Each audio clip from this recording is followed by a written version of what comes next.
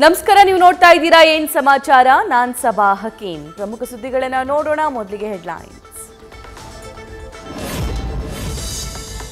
ಮುಡಾ ಪ್ರಕರಣ ಸಿಬಿಐಗೆ ಅರ್ಜಿ ವಿಚಾರಣೆ ಪೂರ್ಣ, ಆದೇಶ ಕಾಯ್ದಿರಿಸಿದ.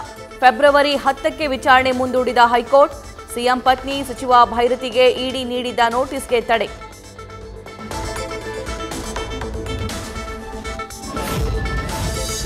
ಮುಡಾ ಕೇಸ್ನಲ್ಲಿ ತಲೆ ಹೋಗುವಂಥದ್ದು ಏನಿಲ್ಲ, ನಮಗೆ ನ್ಯಾಯಾಲಯದಲ್ಲಿ ವಿಶ್ವಾಸ ಇದ್ದು ನ್ಯಾಯ ಸಿಗುತ್ತೆ. ಸಚಿವ ಭೈರತಿ ಸುರೇಶ್ ಹೇಳಿಕೆ.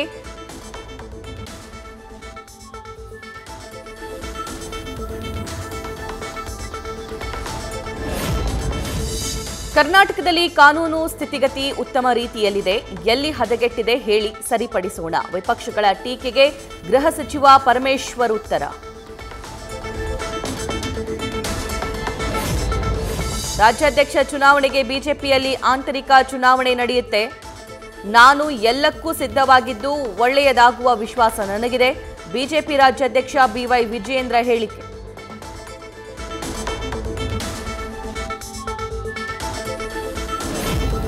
ವಿಧಾನಸೌಧ ಆವರಣದಲ್ಲಿ ನಾಡದೇವತೆಯ ಪ್ರತಿಮೆ ಅನಾವರಣ.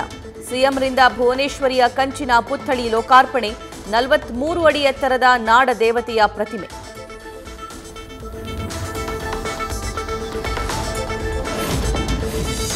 ಕನ್ನಡ ಪರ ಹೋರಾಟಗಾರರ ಎಲ್ಲಾ ಕೇಸ್ ವಾಪಸ್.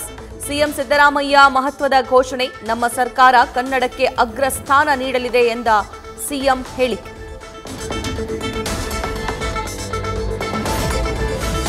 ಎಲ್ಲಾ ಸಂಸ್ಥೆಗಳಲ್ಲೂ ಕನ್ನಡ ಬಾವುಟ ಹಾರಾಟ ಕಡ್ಡಾಯ. ಮುಂದಿನ ದಿನಗಳಲ್ಲಿ ಈ ಬಗ್ಗೆ ಆದೇಶ ಹೊರಡಿಸಲಾಗುವುದು. ಭುವನೇಶ್ವರಿ ಪುತ್ಥಳಿ ಅನಾವರಣ ಕಾರ್ಯಕ್ರಮದಲ್ಲಿ ಡಿಸಿಎಂ ಹೇಳಿಕೆ. ಕೊಚ್ಚಿ ಹೋದ ಮಕ್ಕಳಿಗಾಗಿ ಅಗ್ನಿಶಾಮಕ ದಳ ಶೋಧ ಕಾರ್ಯ. ಕತ್ತಲಾದ ಹಿನ್ನೆಲೆ ಇವತ್ತು ಮುಂದುವರಿಯಲಿದೆ ಕಾರ್ಯಾಚರಣೆ. ಮುಗಿಲು ಮುಟ್ಟಿದ ಕುಟುಂಬಸ್ಥರ ಕ್ರಂದನ.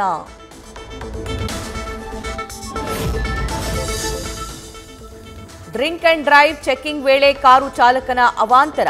ಜನವರಿ 21ರಂದು ಕಾರು ನಿಲ್ಲಿಸದೆ ಬ್ಯಾರಿಕೇಡ್ ಗುದ್ದಿ ಪರಾರಿಯಾಗಿದ್ದ ಕಿರಣ್. ಸಿಸಿಟಿವಿ ಪರಿಶೀಲಿಸಿ ವಿದ್ಯಾರಣ್ಯಪುರ ನಿವಾಸಿ ಕಿರಣ್ ಅರೆಸ್ಟ್. ಗಂಗಾ ನದಿಯಲ್ಲಿ ಮಿಂದೆದ್ದ ಮಾತ್ರಕ್ಕೆ ಬಡತನ ನಿರ್ಮೂಲನೆಯಾಗುತ್ತಾ? ಇಂತಹ ಜನರಿಂದ ದೇಶಕ್ಕೆ ಪ್ರಯೋಜನವಿಲ್ಲ. ಕೇಂದ್ರ ಗೃಹ ಸಚಿವ ಅಮಿತ್ ಶಾ ಪುಣ್ಯ ಸ್ನಾನದ ಬಗ್ಗೆ ಖರ್ಗೆ ವ್ಯಂಗ್ಯ. ಗಂಗಾ ಸ್ನಾನದ ಬಗ್ಗೆ ಮಲ್ಲಿಕಾರ್ಜುನ್ ಖರ್ಗೆ ಹೇಳಿಕೆಗೆ ಬಿಜೆಪಿ ಕೆಂಡಾಮಂಡಲ. ಇಫ್ತಾರ್ನಿಂದ ಶ್ರೀಮಂತಿಕೆ ಬರುತ್ತಾ ಅಂತ ಕಾಂಗ್ರೆಸ್ಗೆ ತಿರುಗೇಟು. ಖರ್ಗೆ ಹೇಳಿಕೆಗೆ ಇಂಡಿಯಾ ಕೂಟದಲ್ಲೂ ಅಸಮಾಧಾನ. ಮಧ್ಯರಾತ್ರಿಯಲ್ಲೂ ತ್ರಿವೇಣಿ ಸಂಗಮದಲ್ಲಿ ಭಕ್ತರಿಂದ ಪುಣ್ಯ ಸ್ನಾನ. ಇದುವರೆಗೆ ಗಂಗಾ ನದಿಯಲ್ಲಿ ಮಿಂದೆದ್ದ 15 ಕೋಟಿ ಭಕ್ತರು.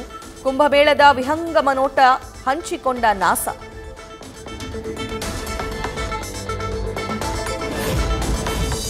ಕಷ್ಟವಾದರೂ ಬಾಂಗ್ಲಾದ ಅಕ್ರಮ ವಲಸಿಗರಿಗೂ ಭಾರತ ನೆಲೆ ಕಲ್ಪಿಸಬೇಕು. ರಾಹುಲ್ ಮೆಂಟರ್ ಸ್ಯಾಮ್ ಪಿತ್ರೋಡಾ ಹೊಸ ವಿವಾದ. ಇದೊಂದು ಆಘಾತಕಾರಿ ಬೇಜವಾಬ್ದಾರಿ ಹೇಳಿಕೆ ಎಂದು ಬಿಜೆಪಿ ತಿರುಗೇಟು. ದೆಹಲಿಯ ಬುರಾರಿಯಲ್ಲಿ 4 ಅಂತಸ್ತಿನ ಕಟ್ಟಡ ಕುಸಿತ. ಅವಶೇಷಗಳ ಅಡಿ 20ಕ್ಕೂ ಹೆಚ್ಚು ಜನರು ಸಿಲುಕಿರೋ ಶಂಕೆ.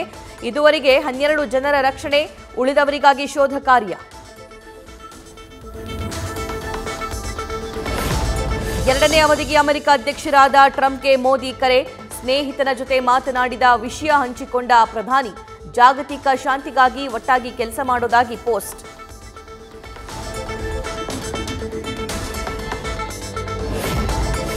ವಕ್ಫ್ ತಿದ್ದುಪಡಿ ಮಸೂದೆಗೆ ಜೆಪಿಸಿಯ ಅಂಗೀಕಾರ. ಆಡಳಿತ ಪಕ್ಷ ಮಂಡಿಸಿದ 14 ತಿದ್ದುಪಡಿಗೆ ಜೆಪಿಸಿ ಸಮ್ಮತಿ. ಸುಪ್ರೀಂ ಕೋರ್ಟ್ ಮೆಟ್ಟಿಲೇರುವುದಾಗಿ ಡಿಎಂಕೆ ಸಂಸದ ಎ ರಾಜಾ ಹೇಳಿಕೆ.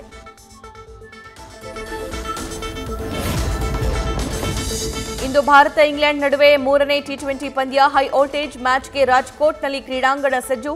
ಸರಣಿ ಕೈವಶ ಮಾಡಿಕೊಳ್ಳಲು ಭಾರತ ಕಾತುರ. ನ್ಯೂಸ್ ಫಸ್ಟ್ ನಿರ್ಭೀತಿಯಿಂದ ನಿಮ್ಮ ಪರವಾಗಿ.